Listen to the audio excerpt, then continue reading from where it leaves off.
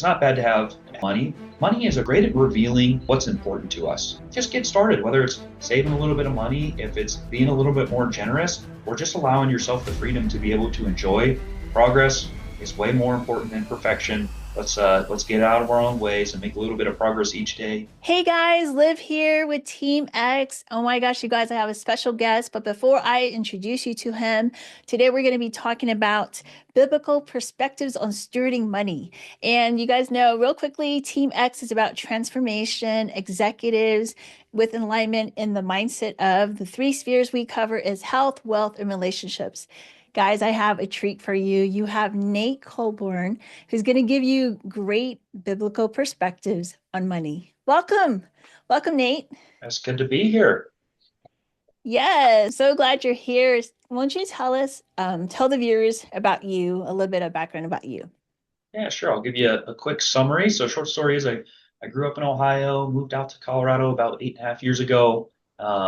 Originally, I worked in the oil and gas business. I'm a petroleum engineer by trade. And then through a little career change and what I like to call a mini retirement, I had some time to reflect on what I wanted to do for the long term. And not working actually really reminded me of how important it is to be working, and that my life goal isn't to be financially independent when I'm young, that I want to find something that I can do and love for a long time. And so, short story is that steered me in the direction of personal finance and wealth management, helping people gain more freedom around their finances, so they have peace of mind for the future while balancing it with the ability to enjoy life today. So now I work in the wealth management industry, talk to people about money, and give a lot of advice about how to find freedom in your finances.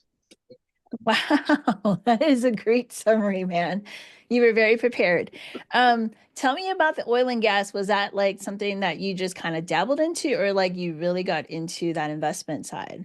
So I didn't do anything really on the investment side. I was more on the production side, I guess, of the business. So Oh, petroleum engineers, it's about kind of three stages. Where's the oil at? That's reservoir engineering. Where's a good place to explore for oil? Then there's drilling, punching a hole in the ground.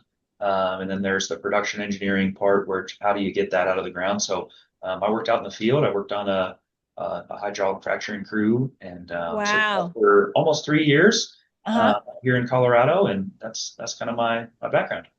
Okay, cool. Well, I am so excited to hear you unpack about the fact that you got passionate about working with people and money. And so from that to helping people with money, why did you get into this? I think for me, as I was working as an engineer, a lot of my job was turning into coding and automating things, and I really wanted to do something that was more relational and with people.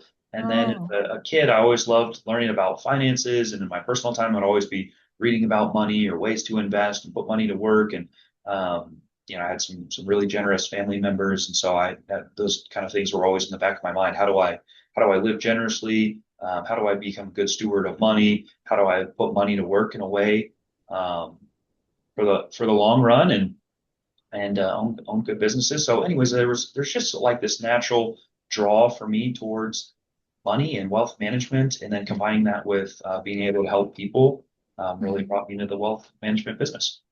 Okay, cool, cool, right on. Give me some of the pain points, especially since we are talking about biblical perspectives. What are the pain points for believers when it comes to money? What is your experience? I would say believers and folks out in the world are very similar. There's usually a lot of anxiety, I would say, Okay. around money, and Yes. it's typically like, am I going to have enough? Am I going to be okay? So people have a lot of anxiety, is what I've found around money.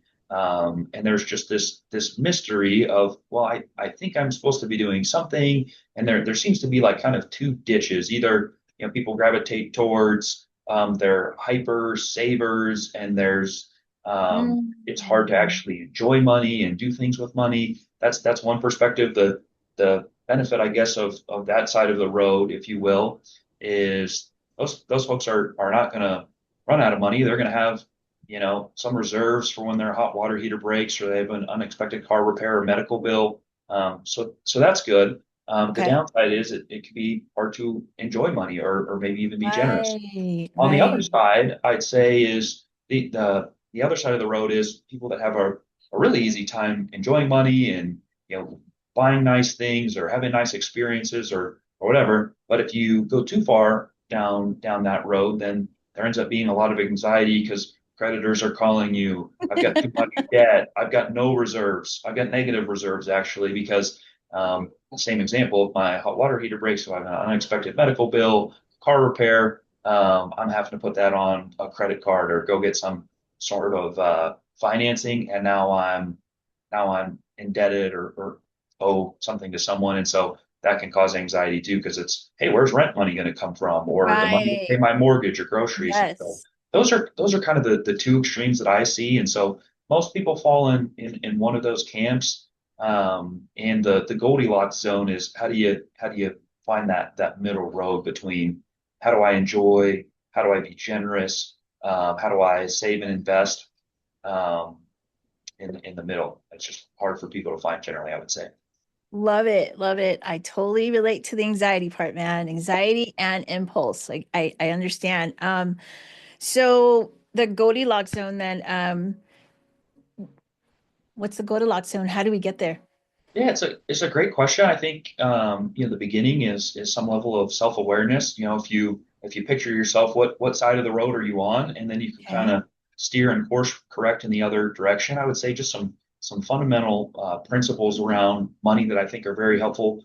One, everything belongs to God. We are just Come on. steward of whatever has been entrusted to us. And so everything that we have, everything that we see, scripture says the Lord owns a cattle on a thousand hills. He owns everything is the implication there. And so we're just God's steward. So that's principle number one that is just fundamental towards understanding money. And then from there, kind of next step is, be generous. Like I fully believe in the tithe 10% of your income is a starting point, and then there's generosity beyond that. So that's kind of next step in understanding the importance of money. Um, and yeah, so I would say that certainly forms the foundation for me. Everything belongs to God, and then we just get to participate in giving what is already God's back to Him. Mm, So like that, I think should be first through our local church body, and then above that, should be causes and things that you're passionate about, like caring for the orphan, the widow, the poor, those that are in prison, and furthering the gospel to the ends of the earth ultimately. So that's kind of how I think about giving and generosity. That's kind of the next layer of the foundation, if you will, after knowing that everything belongs to God. okay. So you said everything belongs to God. And just in case we have viewers that are not believers, not someone that has faith, what do they do with this information, Nate?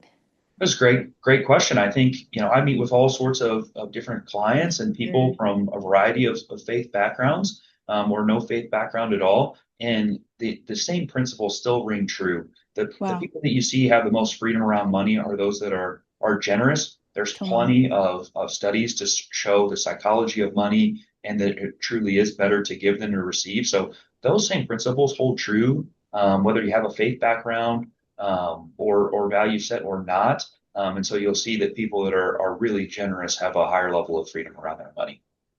Okay. Wow. Well said. I know that you and I will probably have the same thoughts on this, but I'm so curious. I work with clients to transform their mind about, Mhm. these are executives are making good money already, but no matter how much they make, Nate, it's still not enough. So there's still that lack and scarcity. And I Yep. know a lot of viewers were going through a lot of inflation, economic downturn, downturns and stuff. How do they navigate as still being generous?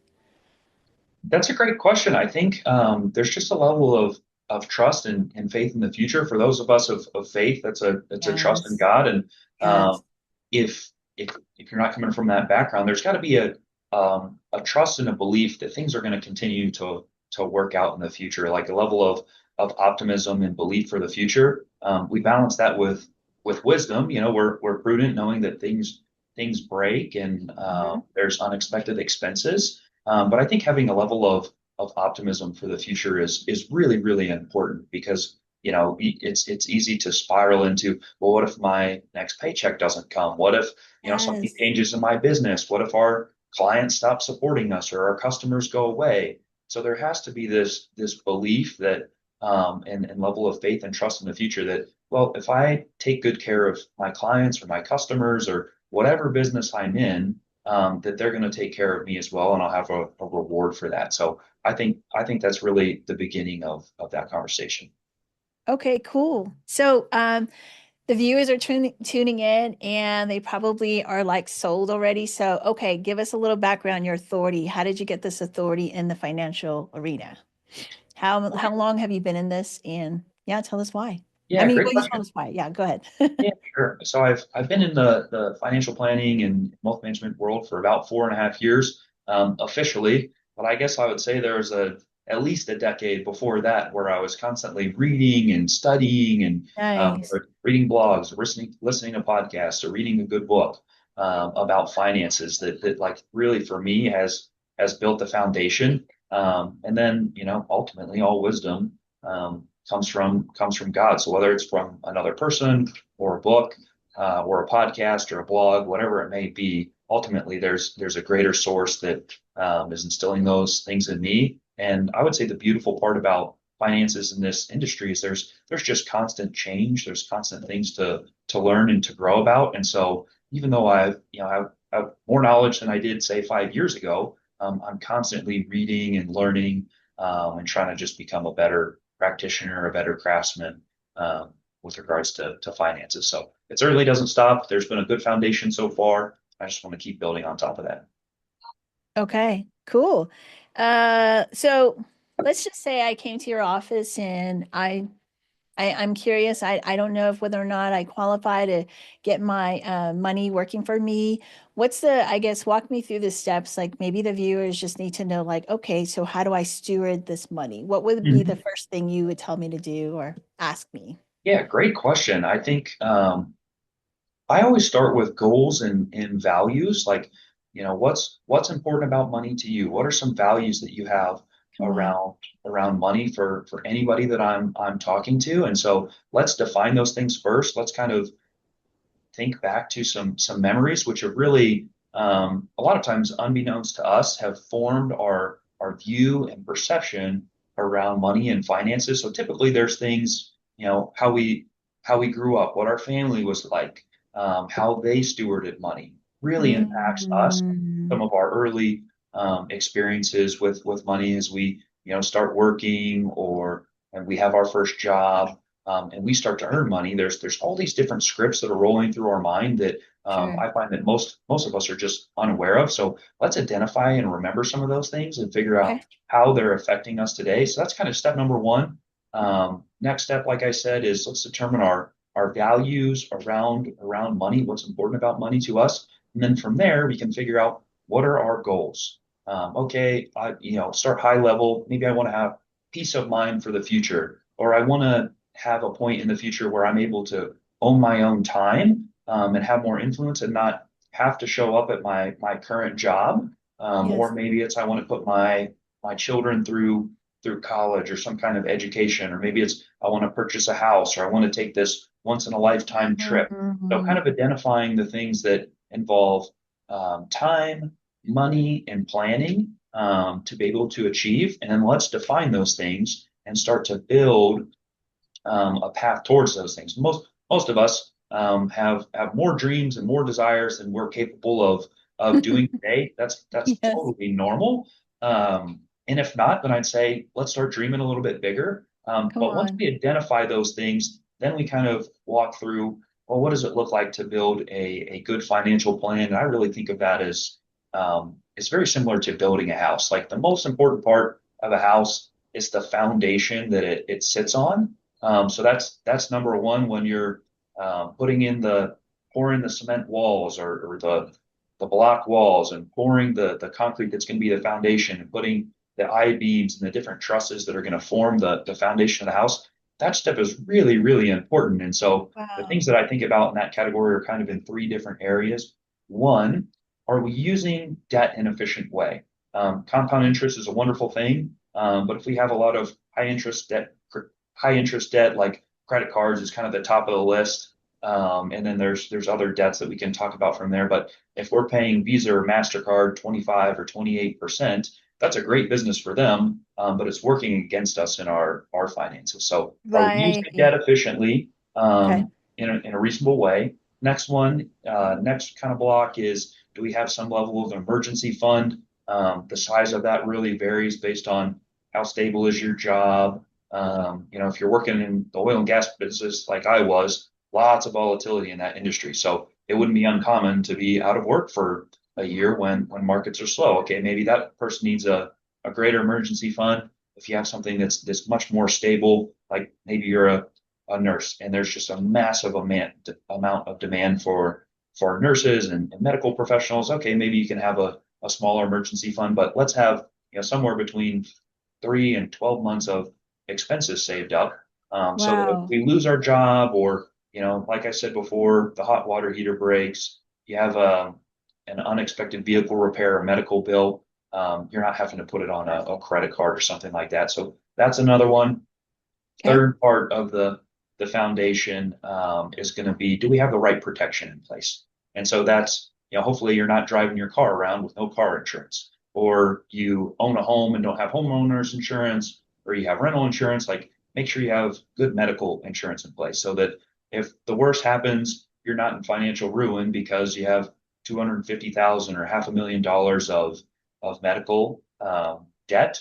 That's really burdensome. So let's have the right insurance in place for that. We have Wow. disability income insurance. So if I get hurt and I'm not able to work at my job for some period of time, do I have something that's going to replace my income? Or if there's people that depend on me for support, then I want to have some sort of life insurance probably in place to protect me. So do I have the right insurance coverages in place? It will be the final piece of the foundation. And so that's not the most exciting stuff. A foundation isn't super exciting. No one ever comes to your house and inspects the foundation and says, Yes. "Wow, beautiful foundation," right? They say, "Oh, nice kitchen," or "I love what you've done in the bathroom," or "This paint color is beautiful," or "I love the woodwork and the trim that you have in your house." Like, Mm, that's the next part of the financial plan where we start talking about how do we put our money to work and invest in great businesses for the long run. yes. That's the beautiful part. But without a good foundation, none of that stuff matters because the house will just, you could have a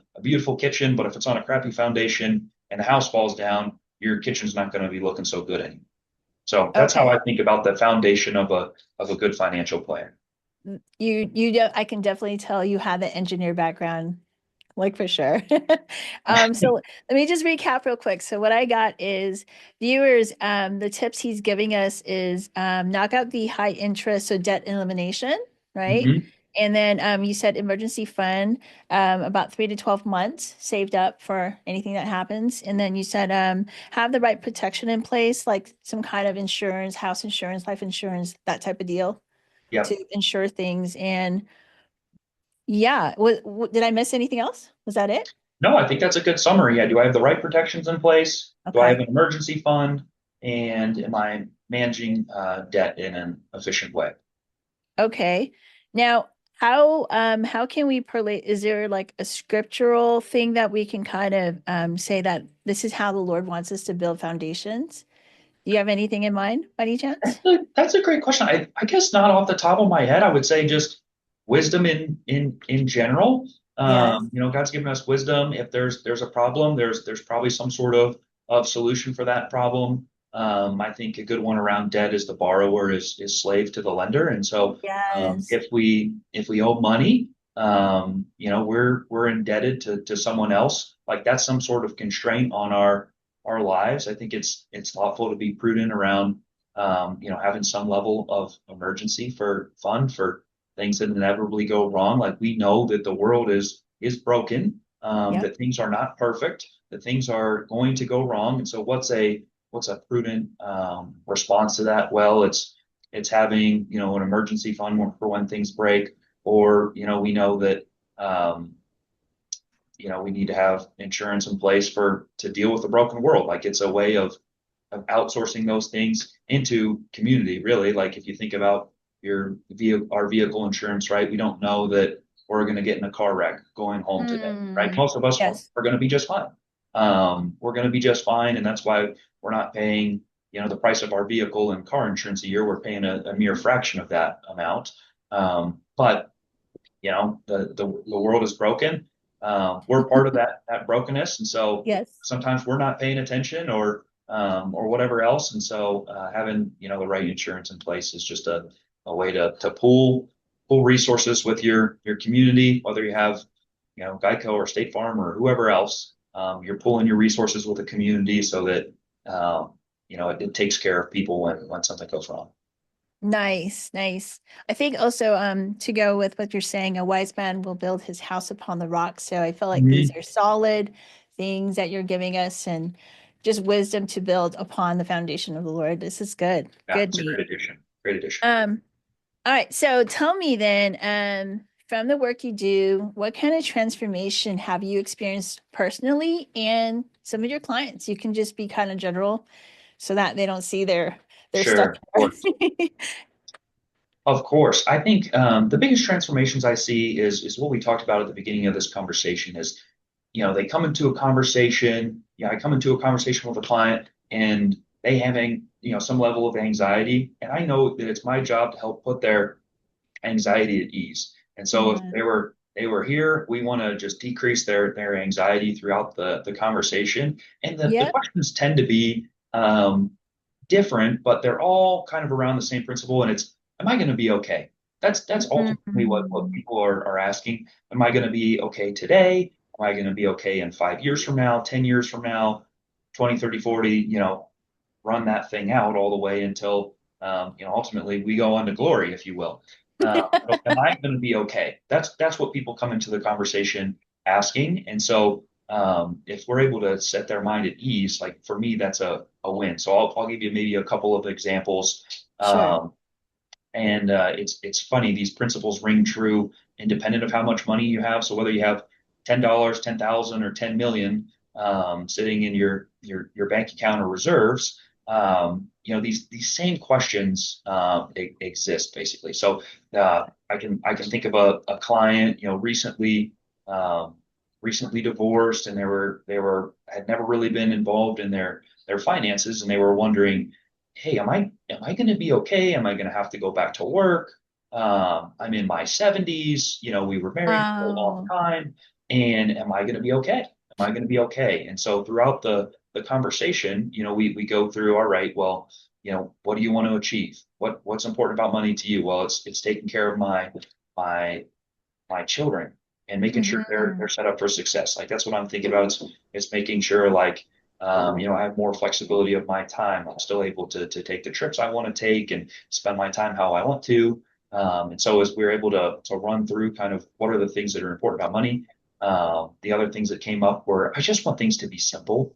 Like I Yes. don't want to have things all over the place. I want to simplify my life and make it easier on my heirs when I ultimately pass the baton. So as we were able to go Mm. through some of those things and back it up with the beauty of a financial plan, which is just a bunch of is a bunch of projections. So it's once we know what's important about money, what are we spending on a monthly basis or throughout the year, and then what do we have to support that level of spending? Then we can put together some projections and say, hey, yes, you're going to be okay, or hey, you're kind of on the borderline. Here's some adjustments that we're going to make. But for this client, we're able to set their mind at ease and say, yeah, Wow. you're going to be okay. You can continue to live your life when you don't have to sell your house and move because of this Wow. change in your life, and you're going to be in good shape. And then, yeah, we'll continue to work with your kids too to help develop these same principles of, we can pull pages out of your playbook that we used and use this individual's hindsight as somebody else's foresight. And so now we get to take the learnings from the parents, transfer those to the kids, so they're on a good trajectory as well. So that'd be one example of setting someone's mind at ease. It's kind of in that I Yes. retirement phase or past their career. And then on the other end of the spectrum, Hmm. there's a lot of younger couples that I'll work with that they've got some sort of retirement plan through their employer, maybe a 403B or a pension plan or a 401k, something like that. And Okay. they know they should be saving money. So they heard somewhere, hey, I've got this 401k. I'm kind of putting money in there and I'm hoping things will just work out for me someday. And same thing, I've got a couple young kids. We want to be able to help them with some education expenses if they choose to go to school or a trade school or something in the future. Are they going to be on track? And so for them, it's all right, well, let's put together some projections with how much we think that'll cost. Okay, when do you want to own your time and have more flexibility someday? All right, well, we'll put that in our projections as well. And then we can back into what do they need to do today? And for them, they were a little bit behind where they needed to be, but Hmm. it wasn't a big deal because they had so much time in front of them. We're talking about people in their 30s that they've still got decades in front of them, and it's a lot easier to make changes then than it is, when someone says, "Hey, I'd like to own my time 3 years from now." If you're not on track for 3 years from now, there's going to be more hard conversations, but in those younger years, you can make a few adjustments and be in really good shape. So for them, they came into the conversation and said, "Hey, am I going to be okay? I'm doing these things, but I'm not really sure where I'm going." And through the conversations, it was, "Hey, you're doing great. You've got a great start. Here's a couple things that we can change to ultimately get you to where you want to be." And it lowered their anxiety throughout the course of our conversations. Okay, yes, I'm going to be on track for where I want to go. Wow. Hey, I could tell you are an expert at what you do. I mean, you have a lot to share and it's really, really good. I think the takeaways that I'm getting is you're helping, like you said, the transformation is to ease anxiety. It's like people that want to avoid it, stick their head in the mud, like you're helping them come out of that place and embrace what's going to happen in the future. And you're kind of helping them plan, like, realistically. And yeah, it's like a lot of peace comes through this. Totally, Yeah. totally, totally. Okay. Um, so we have some parents here, and we know that you touched on it about, getting the playbook of, passing it down to the kids. What are some tips we can give parents? Because I know parents always feel like always behind and stressed out, soccer practices and stuff. Like what are some practical tips we can give parents here? Yeah, I think I'm a big fan of progress over perfection. And so Okay. let's get started is one of Mm. my pieces of advice that I always give. I had a pastor in college, and he was in really, really good shape. He participated in all these bodybuilding, competitions and things. And I remember Uh-huh. asking him, I was like, "Hey, what's your advice on working out?" Because I didn't have a discipline of working out. He gave me the best advice I've ever received. He said, "Just get started. Like the most important thing for you is to get started." I was trying to come up with the optimal plan and diet and all these things. And I was putting the cart before the horse and trying to have whatever's the best thing and spending way too much time thinking about it instead of just Mm. getting to the gym and then figuring it out from there. And so I'd say the same thing for parents. Like if you're thinking about it already, like you're in great shape. Now let's just take the next step and get started. Get started. So whether it's teaching your kids good principles about how to use and steward money, be a good example to them. That's way more impactful than anything else. Kids are paying attention to absolutely everything. They're always watching, Yes. as parents know. They watch the things that parents don't realize they're paying attention to. That's how they pick up some habits that people are like, "Oh man, where'd you get that from?" And then they have to look in the mirror. That's true for all of us. And so I would say get started. Just get started. Um, whether it's saving money uh, into some funds for education expenses, or if Mm. it's how do I pay for music lessons or sports activities or this trip, I would say just get started. You'd be much better off. Nate, I totally agree. I would, I read Robert Kiyosaki, Rich Dad, Poor Dad. I don't know if you read those books, and Mhm. we play the cash flow game as a family, and my kids picked up on it quick, like what assets, what liabilities are. So I Mhm. really agree. What does God think about money and how to, with us managing it too? Is it bad to have to even think about?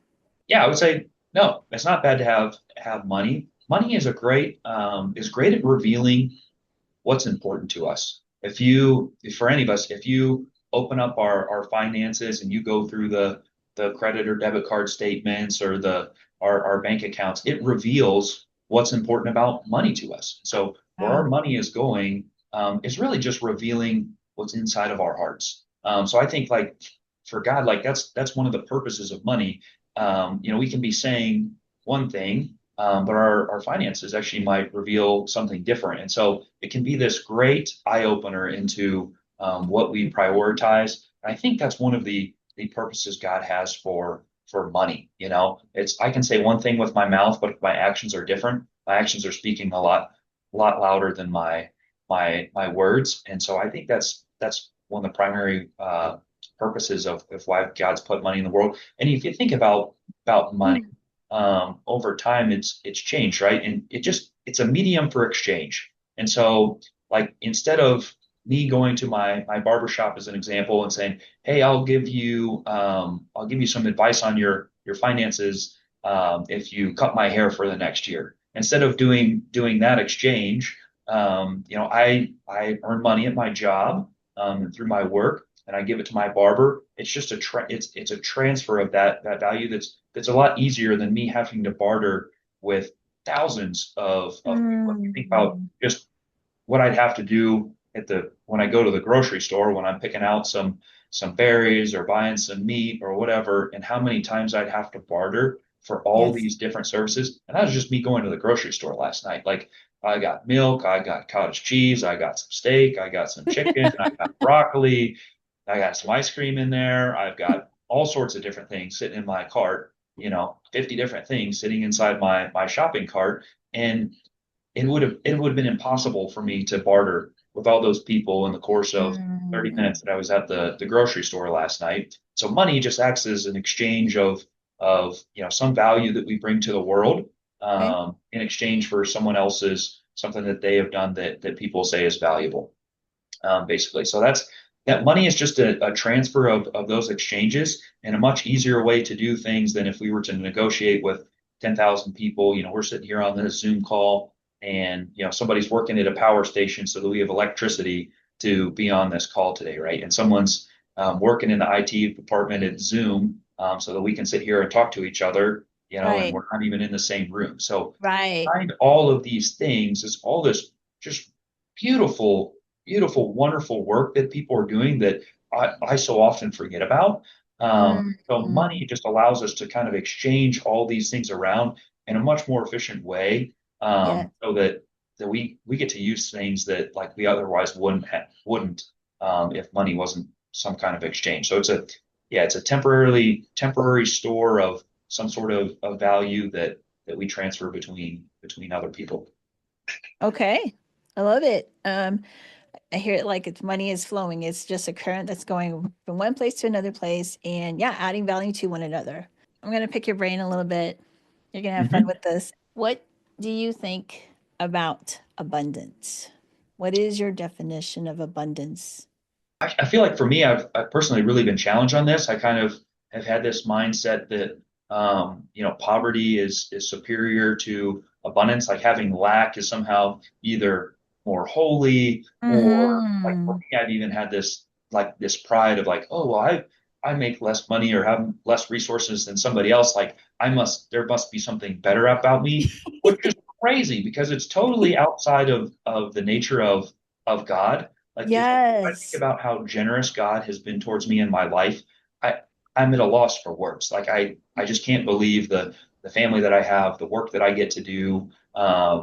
Just the beauty of nature. Anybody can walk outside or be in a beautiful park, and see just the immense beauty. And so we live in a world with such abundance and an abundant God that allows the sun to shine and allows the Yes. trees to grow.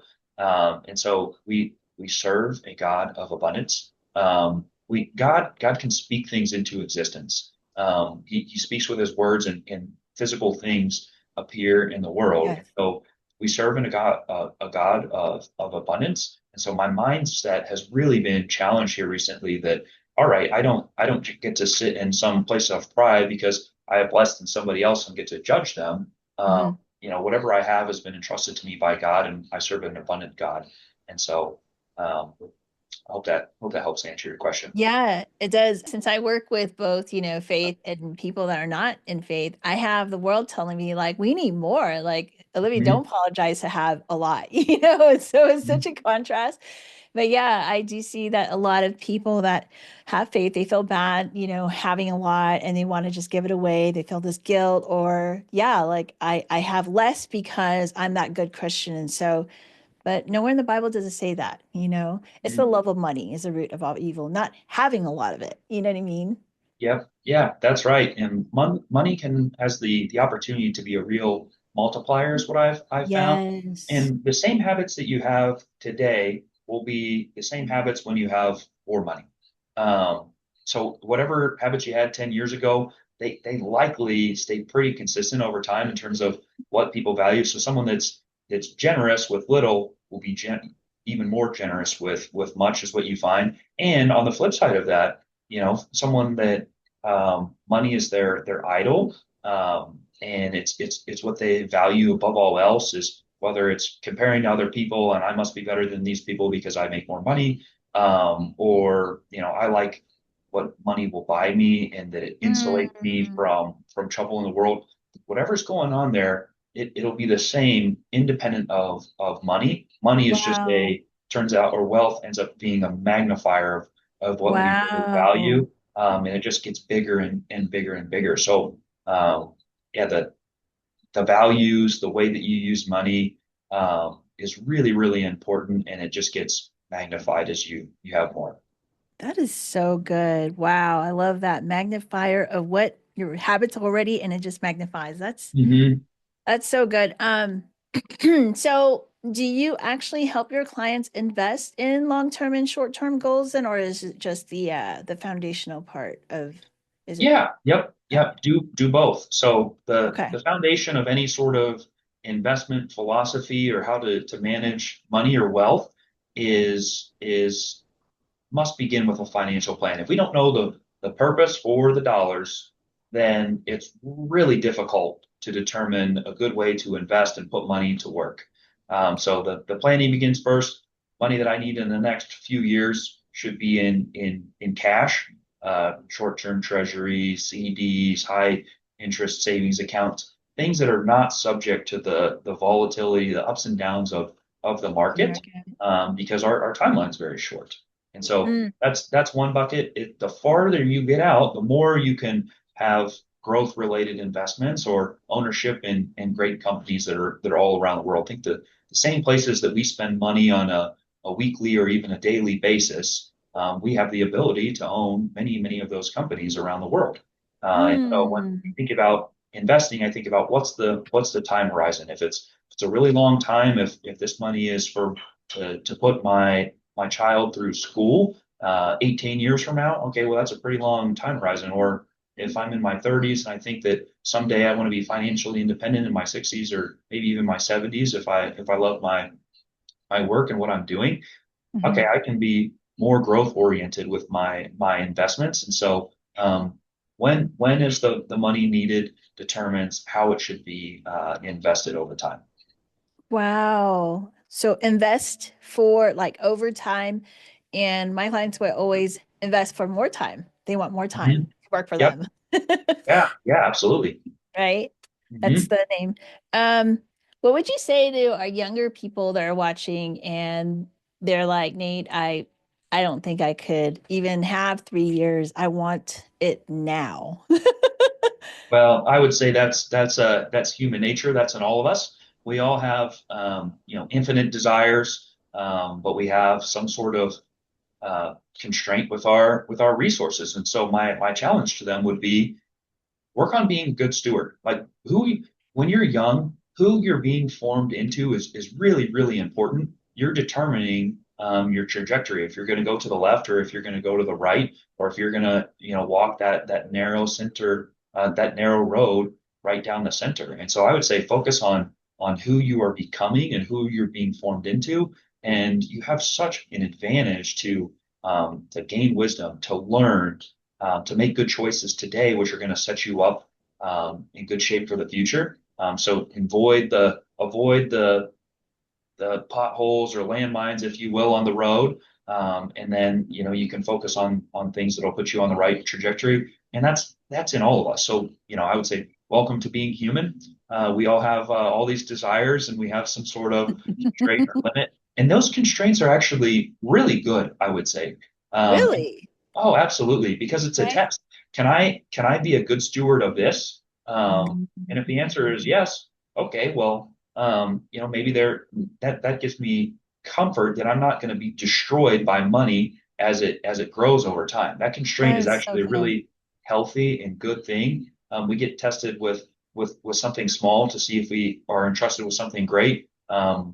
Instead of, okay, if we just get entrusted with something humongous, it turns out to be too much for us to handle and to manage, that can totally destroy us That's in the so beginning. true. And so there's a Wow. real benefit to growth and development over time. That's so biblical, right? Like the Lord will entrust us with little, and with the little that He gave us, He watches if we even did much, so we can have much, you know. That's So right. That's right. yeah, You you're think about the parable with the the talents that Jesus talents. shared. There's the five, the 10, and then there's the one where the guy with the one buried it in the ground, and the Lord returns and says, "Hey, you could have at least given this to the bankers, and I would have received some interest."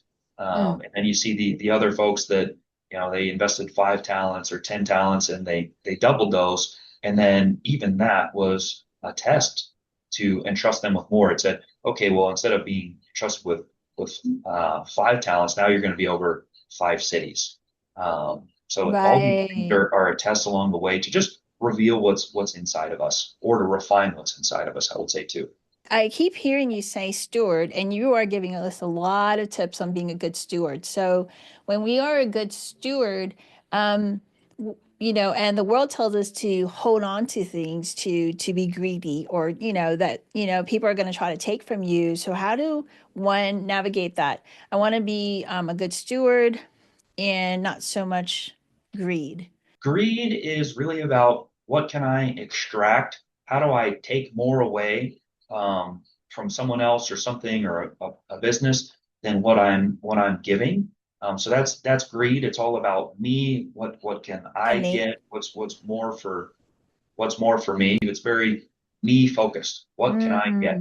Mm, And so that leads you down all sorts of crazy roads of just being dishonest and lying and figuring out how do I extract more from other people or from a business or whatever else.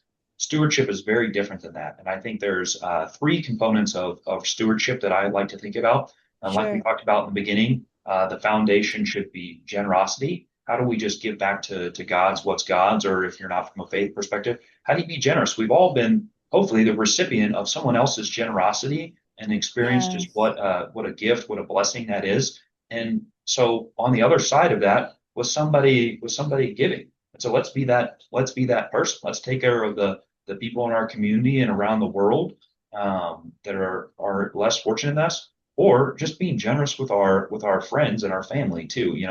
If you receive a nice gift or someone buys you dinner or an ice cream or whatever, like we all have that opportunity. It doesn't have to be something crazy. You can go buy Yes. your coworker a coffee, or you could be out with some friends and buy them an ice cream.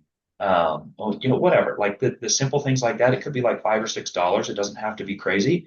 And then as you Mm, start to work that muscle, you'll find that it's really fun and you want to do more over time. So that's number one. The foundation of generosity and giving is good stewardship. And it reminds us that, it's not all about me. Like money, yes. money and finances it's not all about me. And then the next piece I would say is, let's save money. We talked about the rainy day fund. We talked about making sure we have good protections in place and either paying down debt if you have it, or having a reserve to make sure you don't have to go get debt. Um, and then the other component that we haven't touched a ton on is let's save money. Let's invest in good businesses. Those businesses employ people, give them good work to do, and allow them to add value to the world. And it's a real gift and a joy to be able to work And it doesn't matter what kind of work it is, almost what type of work it is. There's some specific, industries where it's like, all right, well, if we're promoting, child labor and illicit things, like that's not good. But almost all work is good if you think about when I go eat at Chipotle. There's somebody that grew the rice. There's somebody else that planted the beans. There's Wow. somebody else raising the chickens, that grew the avocados, Wow. that raised the lettuce, and then it went to some processing facility where people sorted things out and pulled out the bad lettuce so it didn't end up in my Chipotle bowl. And there's somebody else that's driving the truck over to, a storage facility. There's somebody working at that storage facility and somebody keeping the power on somewhere so that the food stays cold and doesn't spoil. And there's somebody in the kitchen that's making the chicken and putting the Hmm. spices and the flavorings together. There's somebody serving up the Chipotle in a bowl. And so almost all work is honoring and glorifying to God and a way to serve other people. And so work and save money, put money into those kind of businesses so they can be a blessing to other people. Wow. And you can reap a financial reward from that as well.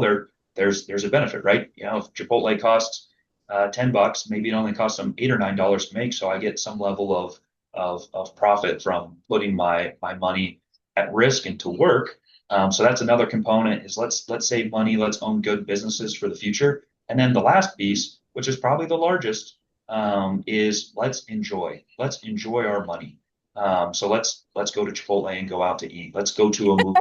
Let's travel. Let's get on an airplane and fly United to a place we've never been before, or go spend time with family or friends we haven't seen in a long time. And so enjoy it. Mm. Like enjoy a good meal. Enjoy a good trip. Enjoy the place where you live. Enjoy the vehicle that you drive, and know that behind each and every one of those purchases, you're allowing people to work and have good, fulfilling, God honoring work that serves other people. And so enjoying money is something that a lot of us need to learn how to do. If you're like me and you kind of have this poverty mindset of, oh man, is there going to be enough, and can I Mm. really enjoy finances and money? Gosh, that makes me feel guilty. Well, remember, on the other side of that spending is allowing people to have good work.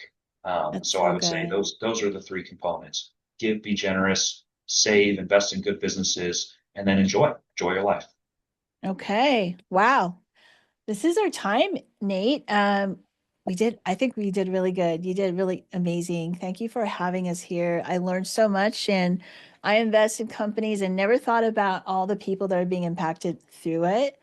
That's amazing. Thank you for giving me that lens, you know? Yeah, you're welcome. You're welcome. Yeah, it's Yeah. been a great insight. I don't know where that came from, but it's slowly these things get pieced together over time, and you start to come up with some level of story. And I guess my hope would be that let's be inspired and let's go own great businesses. Let's enjoy our lives. Let's be generous, and let's try to walk that middle road.